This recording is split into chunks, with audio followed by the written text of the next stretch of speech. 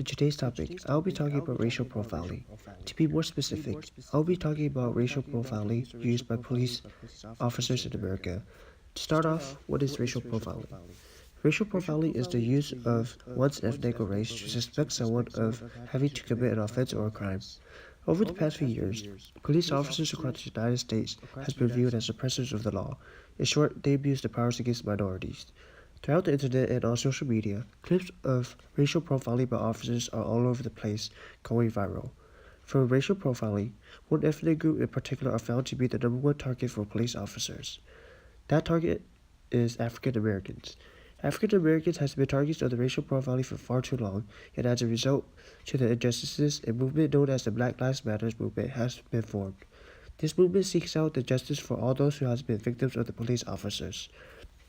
Now, I'm not saying that only African Americans get racially profiled, but from my research, it's proven that they are the number one ethnic group for racially injustice done by police. In an article by Kim Suffin, a Washington Post writer, showed a chart of African Americans getting racially profiled. As you can see from this chart, African Americans are the leading ethnic group to get racially profiled. In a Connecticut study showed 14% of African Americans get racially profiled despite them being only 9% of the population.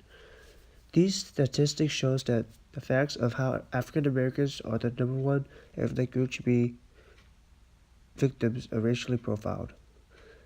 In the book Justice by Michael J. Sandel, Sandel presents many theories towards justice.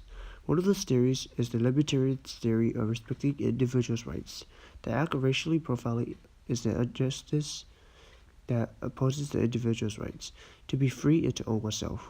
A person cannot be truly free if they feel as if their rights, to which they own, is being violated by others. As a result, racial profiling is an injustice. Even the 14th Amendment of the United States states that a person shall be granted equal protection. And a German philosopher named Immanuel Kant believes that the only way to obtain justice is to respect universal human rights. This correlates with the libertarian theory of equal rights and respecting it. Kant also goes into the motives of duties, doing things not because you're obligated to do it, but because it's the right thing to do. The motives behind racially profiling does not always come down to, oh, because he's a racist, because not every cop is a racist. That's more of a modern stereotypical thing to say. Sandel proposed three approaches to justice: maximizing welfare, respecting freedom, and promoting virtues. Each of these ideas that Sandel proposed are possible ways to bring justice to the injustices around the world.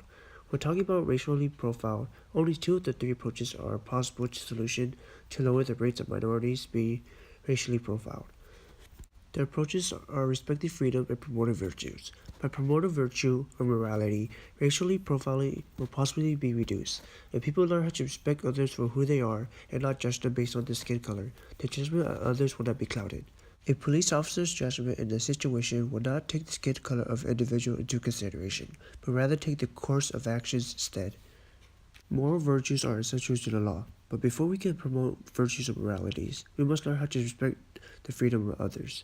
To be free means to own oneself, as Kant has said, and by owning oneself we will learn about our rights as individuals. By respecting one's freedom, and awareness of others and yourself will be recognized. By recognizing who you are and others around you, you will get a sense of feeling of what's going on right now.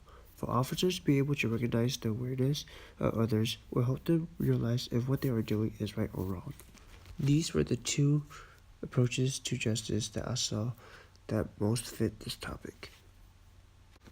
To sum this up, racial profiling is a social adjustment in the United States. Will there ever be a solution to this? I don't think so. Maybe when robots take over the world, but not anytime soon. This is my project, and I'm sorry for the max cringe. Thank you.